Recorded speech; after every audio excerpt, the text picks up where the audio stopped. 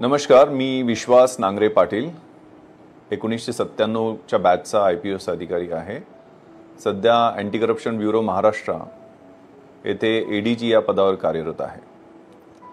हा व्हिडिओ मी नागरिकांना आवाहन करण्यासाठी बनवत आहे, कारण सध्या सायबर क्राइम हे खूप मोठं आव्हान नागरिकांच्या समोर पण आहे आणि लॉ एन्फोर्समेंट एजन्सीच्या समोर पण आहे।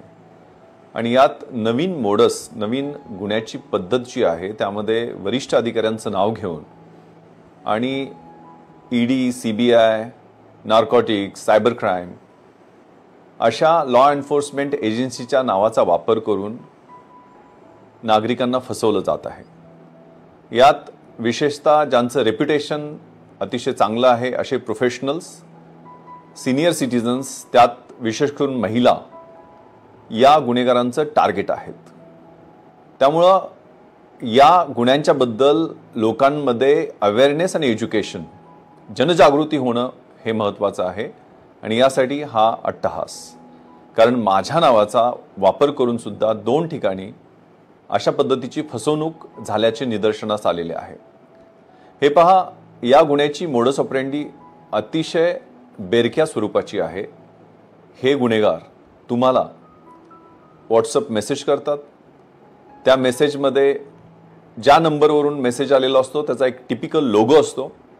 ED, CBI, cyber crime, Mumbai police, Maharashtra police, narcotics bureau असा लोगो असतो। किंवा try, telephone regulatory authority of India सारखा ट्रायचा लोगो सुद्धा असतो की तुमचा मोबाईल फोन हा आम्ही बंद करत आहोत, कारण तुमच्या मोबाईल फोनवरून इल्लीगल ॲक्टिव्हिटी सुरू आहे। साहजिकच तुम्हाला त्याचा ताण येतो। दुसरा मेसेज येतो, त्यात दुसरा मोबाईल नंबर मेन्शन केलेला असतो की हा तुमचा मोबाईल नंबर आहे, त्याच्यावरनं इल्लीगल मनी लॉन्ड्रिंग झालेलं आहे।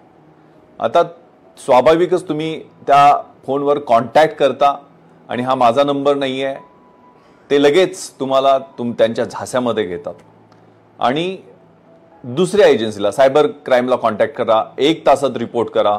रिपोर्ट करायचं नसलं तर आमच्यावर व्हिडिओ कॉलवर या। आणि व्हिडिओ कॉल हा यातला सगळ्यात महत्त्वाचा हिप्नॉटिझमचा प्रकार आहे। एकदा तुम्ही त्यांच्या व्हिडिओ कॉलवर आलात की तुम्ही डिजिटल डिटेन्शन मध्ये गेला म्हणून समजा।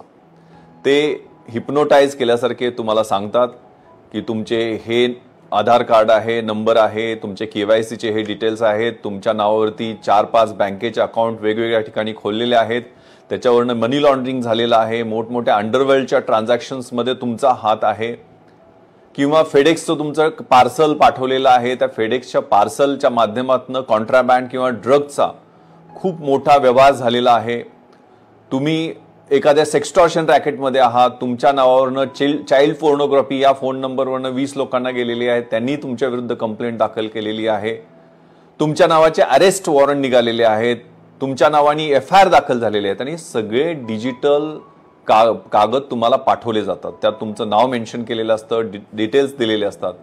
त्यामुळे तुम्ही घाबरून जाता आणि साहजिकच त्यांच्या भडकाव्यामध्ये येतात। ते म्हणतात की तुम्ही काळजी करू नका, तुमच्या बोलण्यावरनं तर वाटतं की तुम्ही त्यात इनोसंट असाल, म्हणून आम्हाला तुम्हाला मदत करायची आहे। आणि इथंच गमक सुरू होतं आणि मग ते तुम्हाला ऑनलाईन पैसे ट्रान्सफर करायला सांगतात।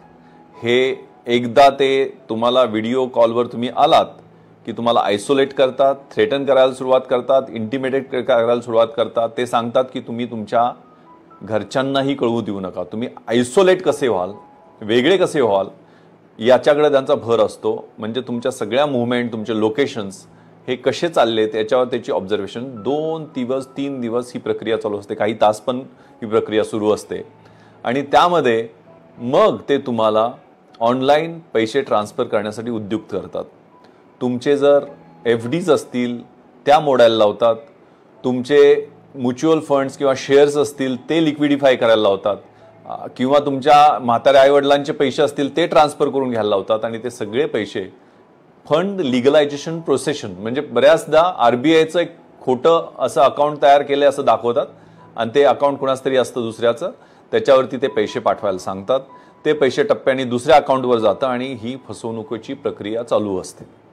यामध्ये अगदी युनिफॉर्म घातलेले तुम्हाला पोलीस ऑफिसर्स दिसतील, तुम्हाला अगदी ऑफिस असं दिसेल, प्रोफॅनिटी किंवा ॲग्रेसिव्ह डिमेनियर जसं सिनेमामध्ये असतं तशा पद्धतीची त्यांची प्रक्रिया असते। हे डिटेल्स तुम्हाला दाखवतात ते ऑफिस सारखे असतात, त्यामुळे तुम्ही स्वाभाविक या जाळ्यात ओढले जाता। त्यामुळे कृपया अशा व्हिडिओ कॉल्सना किंवा अशा पद्धतीच्या फोन कॉल्सना बळी पडू नका। एक तर असा फोन तुम्ही चुकून उचलला आणि त्याच्यावर कॉन्व्हर्सेशन सुरू केलं तर घाबरून जाऊ नका, बी कूल काम। अशा फोनच्या बद्दल तुम्हाला जर आपल्या घरच्यांना त्वरित माहिती देणं अतिशय महत्त्वाचं आहे। आपल्या नातेवाईकांना, एखादा आपला रिटायर्ड पोलीस ऑफिशियल कोणी ओळखीचा असेल, लॉयर ओळखीचा असेल किंवा एखादा सुशिक्षित चांगला व्यक्ती ओळखीचा असेल त्याच्याशी संपर्क करा, त्याचे डिटेल्स द्या। ज्या ऑफिसमधनं फोन आलेला आहे त्या ऑफिसला संपर्क करण्याचा प्रयत्न करा आणि मोस्ट इम्पॉर्टंटली जवळच्या पोलीस स्टेशनला याबद्दल इन्फॉर्म करा। आणि जर तुम्ही हे पैसे ट्रान्सफर केले तर कृपया 1930 या सायबर हेल्पलाईनला कळवा, कारण ही हेल्पलाईन एवढ्यासाठीच आहे की तुम्ही केलेले ट्रान्सफर केलेले मनी हे 24 तास 48 तास अशा गोल्डन आवरमध्ये तुम्ही जर कम्युनिकेट केले तर ते पैसे फ्रीज केले जातात, होल्ड केले जातात।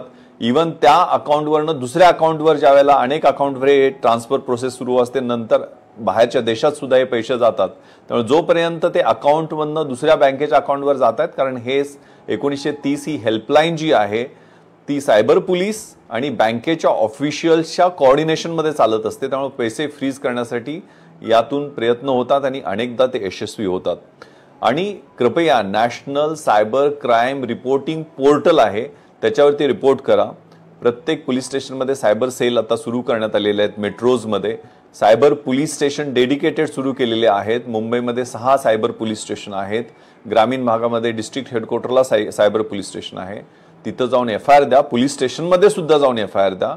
तुम्हाला FIR देता येते, ती घेणं हे पोलिसांचं कर्तव्य आहे। कृपया अशा फसवणुकीला बळी पडू नका। तुमच्या आयुष्याची सगळी कमाईची पुंजी जी आहे ती क्षणातच लुटली जाऊ शकते आणि अनेक पोलीस अधिकाऱ्यांचे नावं वापरले जातात। कृपया हे ध्यानात घ्या, कुठलाही पोलीस अधिकारी व्हिडिओ कॉलमध्ये तुम्हाला इंटरॉगेशन करत नाही, तुम्हाला कुठल्याही पद्धतीचं डिजिटल डिटेन्शन केलं जात नाही, तुम्हाला असे अरेस्ट वॉरंट व्हिडिओ कॉल किंवा व्हॉट्सअपच्या माध्यमातून पाठवता येत नाही। ते ऑफिशियल पोस्ट ऑफिसनी किंवा मग पर्सनली समन्स किंवा वॉरंट्स घेऊन कॉन्स्टेबल येतो त्यांनी ते पाठवले जातात। त्यामुळे कुठलेही पोलीस अधिकारी व्हिडिओ कॉल करत नाहीत। कृपया अशा पद्धतीच्या फसवणुकीच्या पद्धतीला बळी पडू नका। धन्यवाद। जय हिंद।